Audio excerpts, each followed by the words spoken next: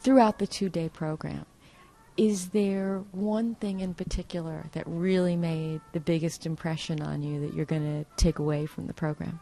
Well, I think the media side is something that, I think that I thought that I had, kind of in control, and, realized that, it's a little bit more difficult than I thought, and being able to handle yourself around them, it's a little bit more difficult than what I thought before, getting into this. Now, I know that we talk a lot about there are a lot of Latino players in the game. They have the language barrier coming over here, but they have kind of each other to talk to. I think what a lot of people wouldn't realize with you is that growing up in Canada, French was your first language until really just a couple years ago. You've pretty much taught yourself to be completely fluent in English.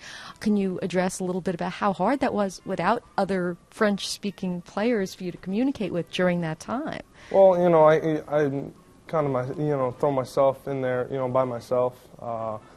It was hard at the beginning, nobody to talk, just listen. I always had, no problems listening, understanding the language, but it was more speaking, more getting, myself into conversation with some of the guys. It took me a while, it took me a few years to really, get over my stage where I was shy to speak and make mistakes and everything. And now that I overcome that, I feel more comfortable, and then, every day I learn something new, and it's just fun because, now I get to, to talk with everybody, get in conversation that, 3 years, 4 years from now, I wasn't able to, be part of. Now, you were part of one of the blockbuster trades of the off-season, coming from Seattle to Philadelphia.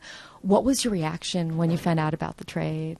I was surprised. I never thought, I was going to get traded, first of all, because, I was in the organization. I was comfortable with them, and, they were, talking about a lot of futures with them. I just never thought that I was going to get traded. And when I heard about I was getting traded, I kind of, took a step back and trying to, overview, trying to view, the possibilities with other teams. They were involved in there, and actually it made it, pretty good.